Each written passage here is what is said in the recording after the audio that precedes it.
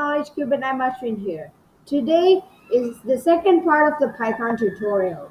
So until now we have discovered variables, sets, and all those stuff. So now we're going to talk about dictionaries, which is a whole new topic. So let's say we have a ton of variables. That's when dictionaries come into picture. You type a key and then you get the value. That's it. Nothing much. So now let's just define a dictionary. We first have to say the dictionary name equal to sign, and then in that and a curly bracket, and you have to define the values. So here's how to define a dictionary. First, you have to define the key. So 12 is the key, and the value to it is 32. So if you type 12, you get 32, something like that. And then let's just define another value, 45 colon and 90. Okay. So now if we just print number, type the key correctly, and then now I'm gonna run this. So you got 32. You typed 12 and you got 32. Awesome, right? Yeah. So now that we have discovered dictionaries, now let's move on to a function called as zip. So what is zip? Zip just means you're just zipping two lists or tuples or anything. So for that, let me just define two lists. So just say people is equal to, let's define a list. Okay, so let's just say Ashwin and then comma Abhishek and something like that. And then now let's just define another thing which is called as companies. And then, sorry for that, companies, that's a typo, companies is equal to another list. And then in that we just have some companies, let's say Mi- Microsoft, and then another thing we have Dell.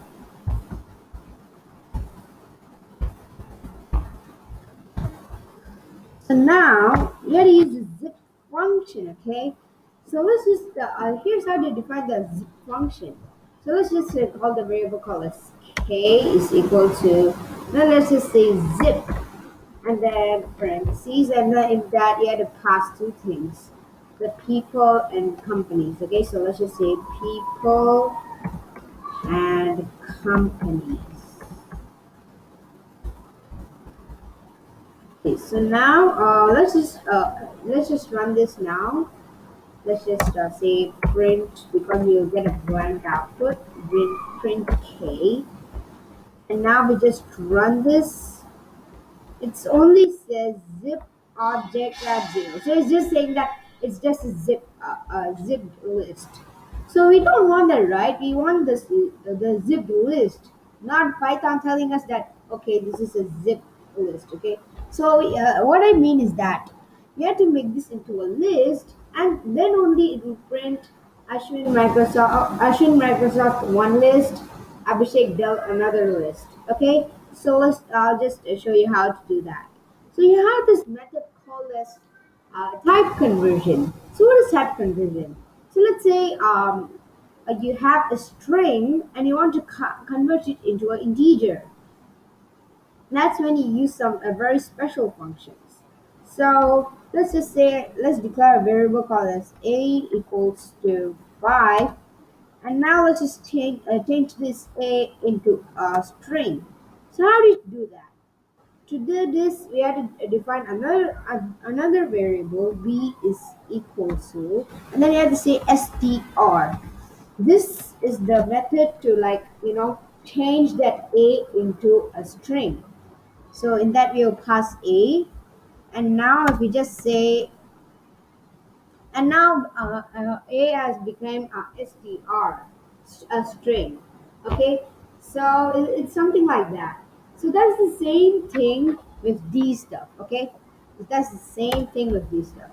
So let's just make this into a list. Okay, so let's just make k into a list. So let's just print list. Let's just type list here. the parentheses, and then another parentheses at the back. So here's how you actually zip two lists together. So you have people one list, companies another list. Case equal to zip people and companies, and then you have to print. We are printing the list. Okay, the list of people and companies. So when I run this file in the terminal, it says Ashwin, Microsoft, and Abhishek Dell. That's what we wanted, right? So you can even use other functions like you can even do it as a dictionary. For a dictionary, I have to say dic, okay? And then when we run this, see it has become a dictionary. Ashwin is the key, Microsoft is the value, Abhishek is the key, and Dell is the value. That's what we wanted, right? So now let's talk more about variables and data types. Okay, so let's say we have a is equal to, so we have a one thing called as range. So what is range? Range is something like, right? So there's one range called 0 to 100. So there's something range. Okay, so I'll just do it because it will be like a little bit tough to explain. So just say, you have to say the start integer, the start number. So the range will start, let's say the range will start from 1 and will end at 1000. And then now, if we just like say, um, let's just make this into a list, okay? So print a list, oops, list, and then we have parentheses, and that we pass a, and then now when we run this, let's just run it in the terminal. You can see that we have a huge list of numbers. We have all the way from 1 to 1000. See that, right? Oh, we only got until 999. So if you want 1000, you have to say 1001. Okay? So now we have that's it for range. So now so now let's get started with. So the next topic I have for you is number system conversion in Python. So what is the number system? So you have basically three number systems, which are binary, octal, and hexadecimal, and then you have the normal stuff, which is decimal and normal numbers, which is called integers. Normal numbers are called integers. So 5 is an integer, 10 is an integer, -2 is also an integer, and then you have a decimal called as float in programming. So float is like 1.2, 3.4, and something like that. So now let's just talk about binary. So binary, of course, is the language which the computer uses. So let's just do this. So let me just declare a variable which is called as 5. A is equal to 5. And then now let me just convert it into binary. So I'll just say print and then so until now you have seen type conversion, right? We have like converted an integer into a string, string into an integer, something like that. So to convert this integer to a binary thing, all you have to do is bin. Bin is just a short form for binary, and in that you have to pass a, which is the variable for the value of 5. So now we just run this. You can see we got our answer here. So ignore the 0b. Python actually tells that it is a binary system like that. So let's just the answer is 101. That's it. So first of all, I wanted to you have to convert it manually before you start to convert it by computer. Like let's say Python got really crazy and gave you like instead of 101, it gave you 110. You have to solve the problem. So here's how to solve the problem. So you can see there's something like 25 divided by 2, 12. So let me just walk you through it. So 25 divided by 2. So in this case, I'm converting 25 into binary format. So 25 divided by 2 is equal to 12. And we have a remainder, so I put that remainder here. And then 12 divided by 2 is equal to 6. We don't have a remainder, but still I put a remainder here, remainder 0. 6 divided by 2 is equal to 3, remainder 0. 6 divided by 2 equals to 1, remainder 1. And then at last you don't stop. You have to even divide it by 1 at last, and then you get the answer 1, and then the remainder is 0. So here's how to express it. First, you have to take this one, that thing in blue color one, and put it over here. Okay? And then after that, just ignore this for a while. I'll tell you later on. So 1 and then 1 and then 0 and then 0 and then 1. So just don't look at this, okay? So that was actually my mistake, my bad. Sorry guys. So let's just look at 1 1 0 0 1. So that's the answer. So 1 divided by 1 is equal to 0. It starts from here and then goes up here. Okay. So the answer is 11001. And to even prove you wrong, I'll just try it with the normal Python. Now if I just say run Python file in terminal, it gives you 11001. Simple, right? So here's how you convert it. So it's so simple, right, to convert a number into binary.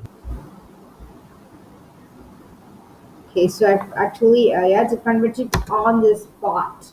You cannot do it like you should not. So on the spot means when you say print, you have to just say int 11000101, and then when we run this,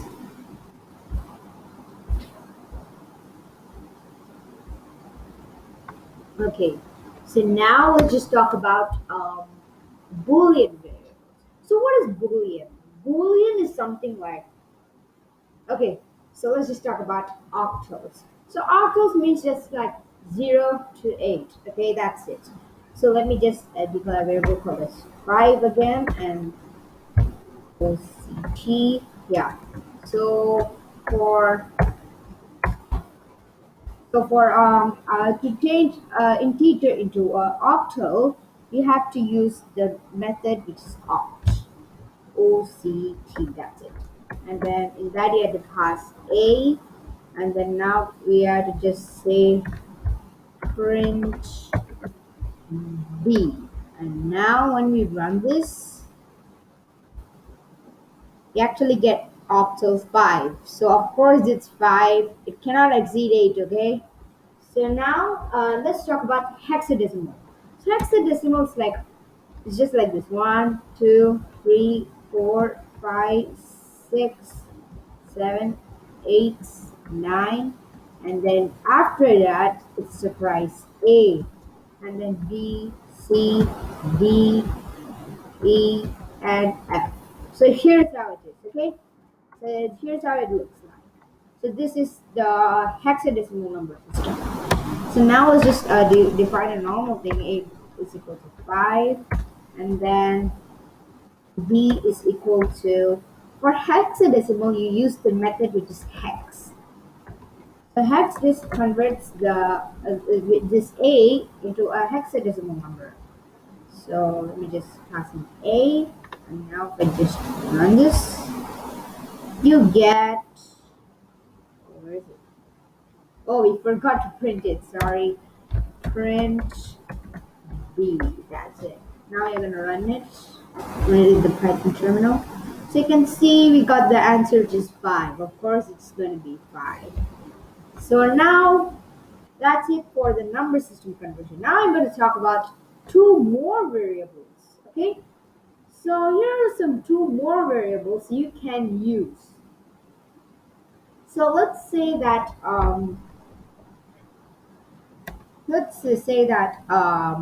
a is equal to none. Of course none is nothing, right?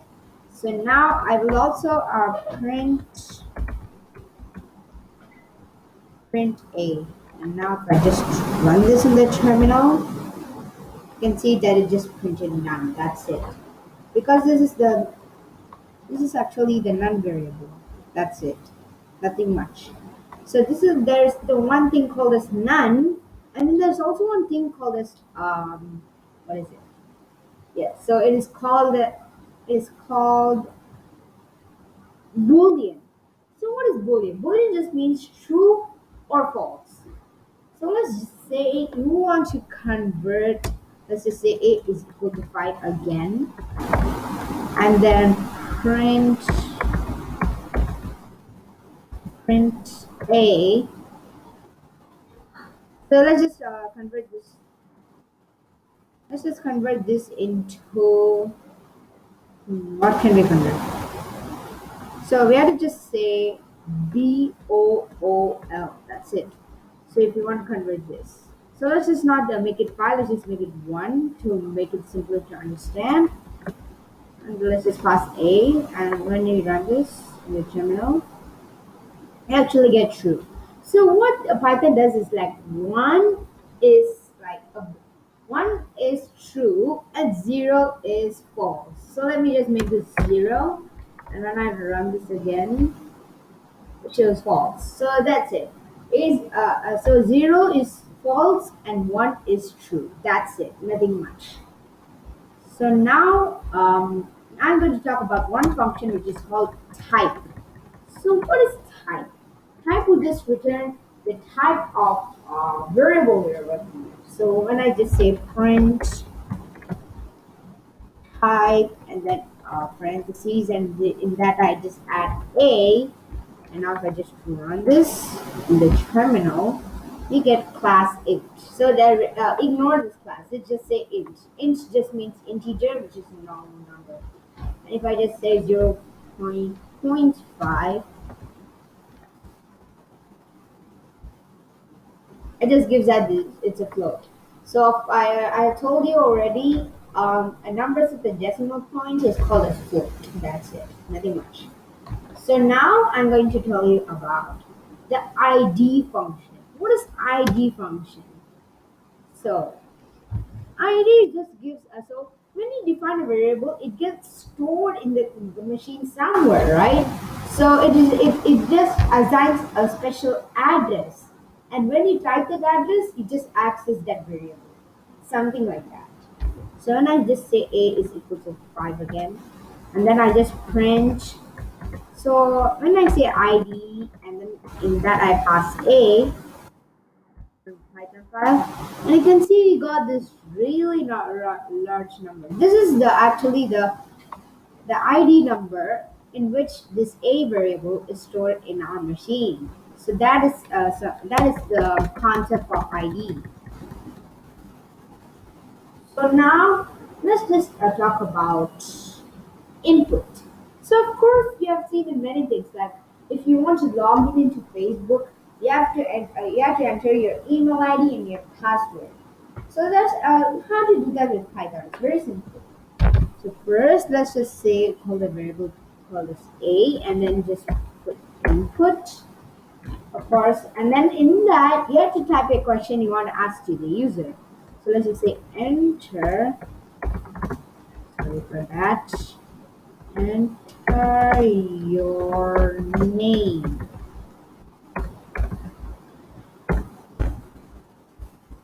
And then when we say, just say print hello. So let's just like greet the user, okay?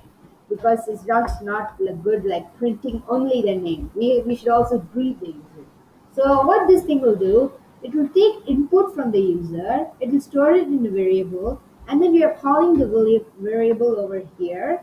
So what this thing will do, it will just say hello and then the name, okay? So let me just run this to give you a good understanding. So it just asks me enter your name. I don't know if you can see it's asking me enter your name.